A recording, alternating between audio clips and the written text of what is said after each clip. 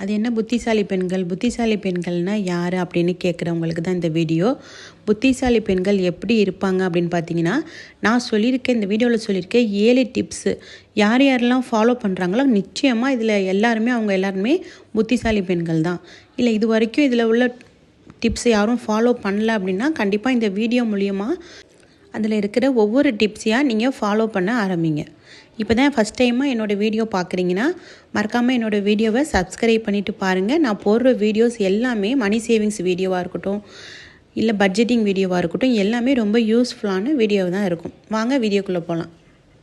இதில் இருக்கிற first tip என்னன்னு பார்த்தீங்கன்னா, புத்திசாலி பெண்கள் அப்படின்னு பார்க்கும்போது நம்ம ஃபஸ்ட்டு அவங்க செய்கிற விஷயம் என்னன்னு பார்த்தீங்கன்னா, பட்ஜெட் போட்டு அவங்க ஃபேமிலியை ரன் பண்ணுவாங்க. கட்டாயமாக வரவுக்கும் செலவுக்குமே சரியாக போகுதுங்கிற பெண்கள் இருக்கிற இப்போதைக்கு உள்ள சூழ்நிலையில் பட்ஜெட் போட்டு யாரெல்லாம் ஃபேமிலியை ரன் பண்ணுறாங்களோ கண்டிப்பாக அவங்க ஒவ்வொருத்தருமே புத்திசாலி பெண்கள் தான். சேலரி பார்த்திங்கன்னா வரப்போ இருக்க சந்தோஷம் பார்த்திங்கன்னா சில ஃபேமிலியில் ஒரு 10 தேதிக்கு மேலே இருக்கிறது இல்லை, 15 தேதிக்கு மேலே இருக்கிறது இல்லை. என்ன காரணம்னா அந்த ஃபேமிலி பட்ஜெட் போட்டு அந்த ஃபேமிலியை ரன் பண்ணுறது இல்லை.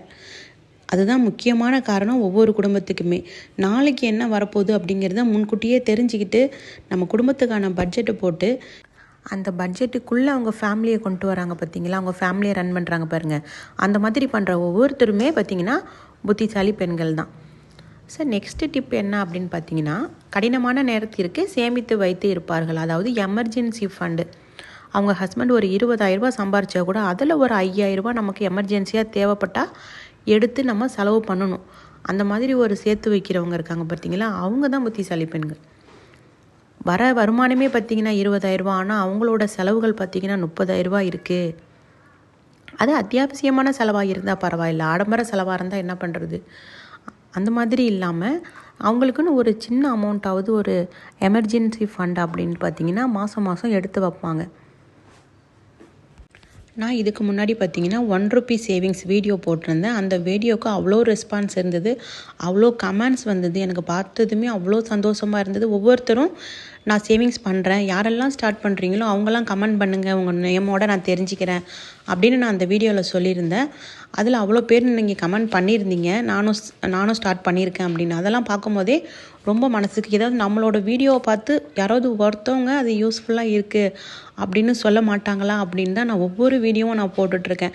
என்னென்னு பார்த்தீங்கன்னா நம்மளோட ரிலேஷன்ஸ் கூட அந்த மாதிரி ரிலேஷன்ஸாக இருக்கட்டும், யாராக இருக்கட்டும், நானும் முன்னேறேன் நீனும் முன்னேறேன்னு சொல்லிட்டு சொல்கிறது இல்லை அவ்வளோவா. ஸோ நம்ம வீடியோ மூலியமாக நம்ம சொல்கிறோம், யாராவது ஒருத்தவங்க எடுத்துக்கிட்டோம், அவங்க நல்லா இருக்கட்டும் அப்படிங்கிற அந்த ஒரு எண்ணத்தில் தான் நான் வீடியோ போடுறேன். ஸோ நீங்கள் எடுத்துக்கிட்டு நீங்கள் எனக்கு கமெண்ட் பண்ணியிருக்க எல்லாருக்குமே பெஸ்ட் ஆஃப் லக் தான் நான் சொல்லுவேன். கண்டிப்பாக நீங்கள் சேவிங்ஸ்ன்னு ஆரம்பிச்சிட்டிங்கனாலே உங்கள் ஃபேமிலியை நீங்கள் ஒரு நல்ல லெவலுக்கு கொண்டு போவீங்க. அதனால் ஒவ்வொருத்தருமே எமர்ஜென்சி ஃபண்டுங்கிறத சேர்த்து வைங்க. கண்டிப்பாக புத்திசாலி பெண்களாக இருந்தால் சேர்த்து வைப்பீங்க. ஸோ நெக்ஸ்ட்டு டிப் என்ன அப்படின்னு பார்த்தீங்கன்னா, தேவையற்ற செலவுகள் செய்ய மாட்டாங்க. நமக்கு எது தேவையோ, நம்ம ஃபேமிலிக்கு எது தேவையோ அதை தவிர தேவையில்லாத எந்த செலவுமே செய்ய மாட்டாங்க. நமக்கு இந்த பொருள் நம்ம வீட்டில் இருக்குது, அதை முதல்ல நீங்கள் போய் பாருங்கள். இந்த பொருள் நம்ம வாங்கியிருக்கோம், இது நம்மளுக்கு தேவையா தேவையில்லையா அப்படிங்கிறத நம்ம புரிஞ்சுக்கணும். இருக்கிற பொருள் எல்லாமே தேவையானதுன்னு கிடையாது, அந்த பொருள் இல்லாமல் கூட நம்மளால் இருக்க முடியும். ஸோ அந்த மாதிரி எந்த ஒரு பொருளுமே பார்த்திங்கன்னா அவங்க வீட்டில் இருக்காது, தேவையில்லாத பொருள் இருக்காது. அதனால் அவங்க ஒன்றும் இல்லாதவங்கன்னு கிடையாது. அவங்களுக்கு எது தேவையோ அதை மட்டும் வாங்கிக்கிட்டு அவங்க ஃபேமிலியை ரன் பண்ணிப்பாங்க. ஸோ நெக்ஸ்ட்டு டிப் என்ன அப்படின்னு பார்த்தீங்கன்னா, அடுத்தவங்க பார்க்கணும் அப்படிங்கிறதுனாலையோ இல்லை அடுத்தவங்க நம்மளை இவங்க பணக்காரங்க அப்படின்னு நினச்சிக்கணுங்கிறதுனாலையோ அவங்க வாழ மாட்டாங்க. நம்மளை யார் என்ன நினைப்பாங்க அப்படின்னு சொல்லி வாழ ஆரம்பிச்சோன்னாலே நம்ம கடனாக தான் ஆகும். நம்ம ஃபேமிலி நம்ம வருமானத்துக்குள்ளே தான் நம்ம குடும்பத்தை கண்ட்ரோல் பண்ணிட்டு வரணும். அது நம்ம கையில் தான் இருக்குது. அடுத்தவங்க நினைக்கிறதுனால நம்ம இருக்குன்னு நினச்சாலும் பரவாயில்ல, இல்லைன்னு நினச்சாலும் பரவாயில்ல, அவங்களுக்காக நம்ம வாழணும் அப்படிங்கிறதுனால நம்ம ஒரு கடனாக இருந்துச்சுன்னா அவங்க நம்ம கடனை அடைக்க மாட்டாங்க. ஸோ அதனால் நீங்கள் உங்களுக்காக வாழ ஆரம்பிங்க. அடுத்தவங்களை பற்றியே நீங்கள் எந்த ஒரு இதுவுமே நினைக்காதீங்க. அவங்கெல்லாம் யார் நம்ம ஃபேமிலிக்கு அப்படின்னு ஒரு முடிவு எடுத்துகிட்டு உங்களுக்கு எது சரின்னு படுதோ, உங்களுக்கு எது தேவைப்படுதோ, நம்ம ஃபேமிலியை நம்ம ஒரு கடன் இல்லாமல் கொண்டுட்டு போகிறோங்கிற சந்தோஷத்தில் நீங்கள் கொண்டுட்டு போங்க. நெக்ஸ்ட்டு என்ன பண்ணுவாங்க அப்படின்னு பார்த்தீங்கன்னா, தேவையில்லாமல் எந்த ஒரு ட்ரெஸ்ஸுமே எந்த ஒரு அக்சசரிஸுமே அவங்களுக்காக அவங்க வாங்கிக்க மாட்டாங்க. ஏதோ ஒரு லிப்ஸ்டிக்காக 1 இருந்தால் போதும், 2 இருந்தால் போதும். அது இல்லாமல் எல்லா சேட்லேயும் வாங்கிக்கிறது, யாரெல்லாம் போட்டிருக்காங்களோ எல்லாத்தையும் பார்த்து வாங்குறது, எந்த ரீல்ஸ் பார்க்குறாங்களோ அதில் இருக்கிற பொருள்லாம் வாங்கிக்கிறது. அப்படிலாம் பண்ண மாட்டாங்க புத்திசாலி பெண்களாக இருந்தால். நீங்களும் புத்திசாலி பெண்கள்னால் இது வரைக்கும் அப்படி பண்ணிங்கன்னா அந்த தப்பை இனிமேல் நீங்கள் பண்ணாதீங்க. சில பேர் என்ன பண்ணுவாங்க, புர்கா வாங்க போகிறோம் அப்படின்னு வச்சுக்கோங்களேன், அந்த கடையில் போயிட்டு நம்மளோட வாட்ஸ்அப் நம்பர் கேட்பாங்க. என்னென்னா அந்த குரூப்பில் ஜாயின் பண்ணுறதுக்கு அவங்களுடைய பிஸ்னஸை டெவலப் பண்ண அவங்க பார்க்குறாங்க. ஸோ அதில் போய் ஜாயின் பண்ணிக்கிறது. இல்லை ஒரு சாரீனா அந்த குரூப்பில் போய் ஜாயின் பண்ணி, இப்போ நிறைய குரூப்ஸ் இன்ஸ்டாவில் பார்த்தீங்கன்னா அதில் மாதிரி ஜாயின் பண்ணிடுறாங்க. ஜாயின் பண்ணிவிட்டு ஏதோ ஒரு 10 வாட்டி ஸ்க்ரோல் பண்ணால் கூட 11வது வாட்டி அதில் ஆசை வந்துடும். அதை பார்த்துட்டு வாங்க தான் செய்வாங்க. அந்த மாதிரி ஒரு இதெல்லாம் நீங்கள் வச்சுருந்தீங்கன்னா அந்த குரூப்பை விட்டு நம்மளை என்ன நினைப்பாங்களோ அப்படின்லாம் நினைக்காதீங்க. அந்த குரூப்பை விட்டு கண்டிப்பாக எக்ஸிட் ஆகி வெளியில் வந்துடுங்க. அப்போல்லாம் பார்த்தீங்கன்னா அபாயாங்கிறதோ ஷாலுங்கிறதோ எப்போயாவது வாங்குவாங்க. ஆனால் இப்போல்லாம் அப்படி இல்லை. மந்த்லி ஒன்ஸ் ஆஃபர் போடுறாங்க. அவங்க ஸ்டாக்கு கிளியர் பண்ணுறாங்க, அது தெரியாமல் ஆஃபர் போடுறாங்க.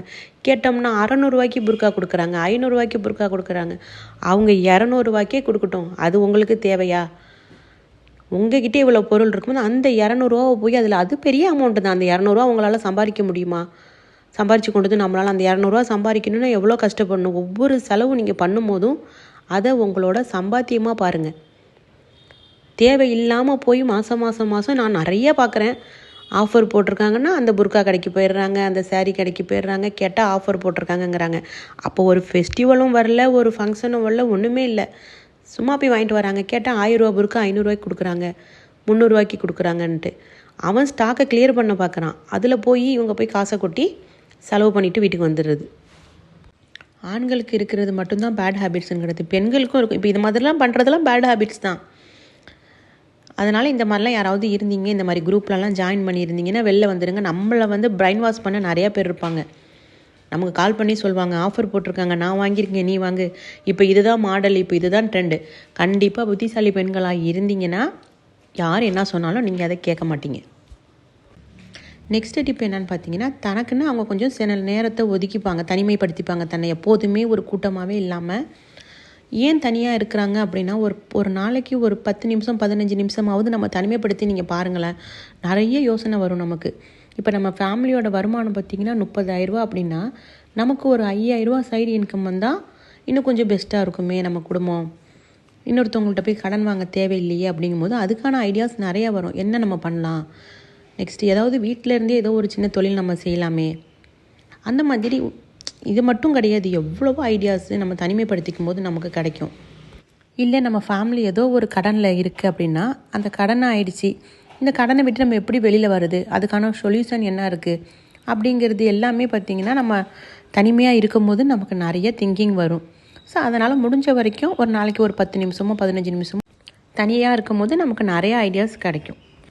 நெக்ஸ்ட் டிப் என்னென்னு பார்த்தீங்கன்னா, கடனில் எந்த ஒரு பொருளுமே வாங்க மாட்டாங்க.